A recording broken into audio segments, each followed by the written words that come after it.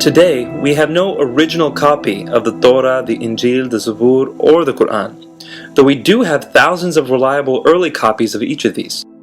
Let's look at the history of the Quran and see exactly what has happened.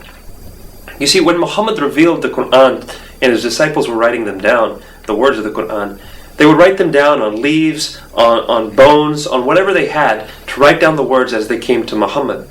These leaves and bones and whatnot were never collected during the time of Muhammad. They weren't collected until afterwards when Muhammad had died. Abu Bakr commissioned a group of people to go and collect everything and write down what Muhammad had said. When this was finally done, it was collected in the form of a kitab and given ultimately to the wife of Muhammad, Hafsa. Later, during Uthman's time, the Quran was recalled and re-edited and put back together because people were beginning to read the Quran differently. There were different variations that were happening throughout the Muslim world. And that is when everything was recollected, recopied, and the Quran, all of its manuscripts, were entirely burnt and destroyed. And just the one that was copied into 5, some say 7 or 10 copies, and sent throughout the Muslim world. It is sometimes claimed that one or another of the ancient Qur'ans found in Samarkand and Topkapi are Uthman's copy with his blood still on them. However, Muslim scholars agree that the handwriting style, vowel markings on these Qur'ans, as well as other historical records, all clearly indicate that in reality they date much later than the third Caliph Uthman. Currently, the earliest existing manuscript fragments of the Qur'an date to almost 70 years after Muhammad's death. Similarly, the earliest remaining manuscript fragments for the Injil dates to 50 years after the original writing.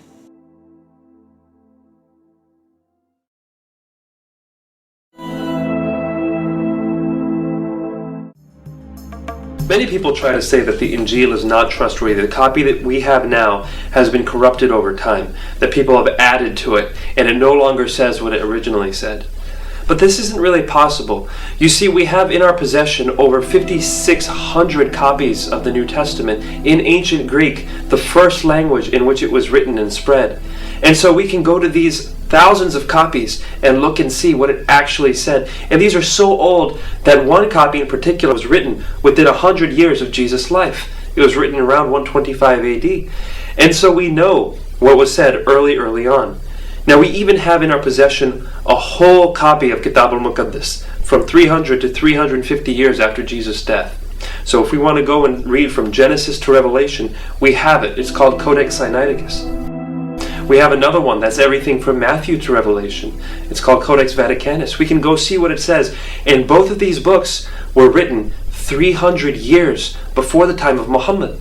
So when Muhammad was here and he refers to the Injil, we know exactly what he's referring to because we have books from that time in history. We know exactly what he would have had in his possession if he referred to the Injil. And it's not been corrupted. It's exactly the same as what it was back then. In comparison to the manuscript record for other major historical writings of the ancient world, the Injil has far more manuscripts and far earlier manuscripts, with at least 5,700 ancient manuscripts in the original language. Furthermore, the time gap between the original date of the writing and the earliest manuscripts is dramatically less than any other classical works, being just 50 years.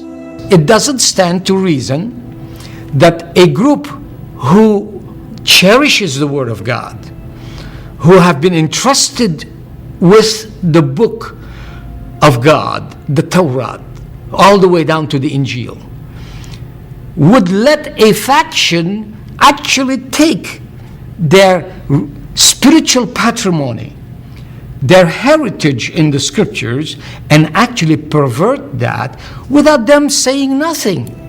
Just decades after the death of Jesus, copies of the New Testament books were circulated thousands of kilometers all across Europe, Africa, and Asia to the various churches. Furthermore, at a very early stage, many of these provincial communities translated the scriptures into their mother tongue, providing a further barrier to anyone changing the original text. What are the odds that the Jews or the Christians could seize all of the copies that were there in the world? We know that just the New Testament manuscripts, and there were over 5,000 of them, to say nothing of countless hundreds of thousands of fragments.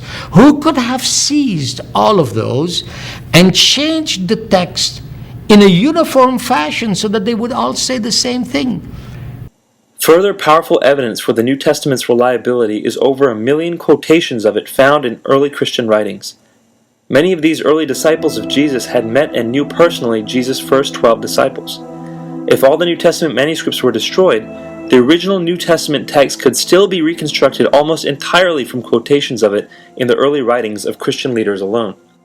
In other words, if we deny the historical reliability of the New Testament, by the same standard, we must far more strongly deny every other historical record of ancient civilization, including the Quran.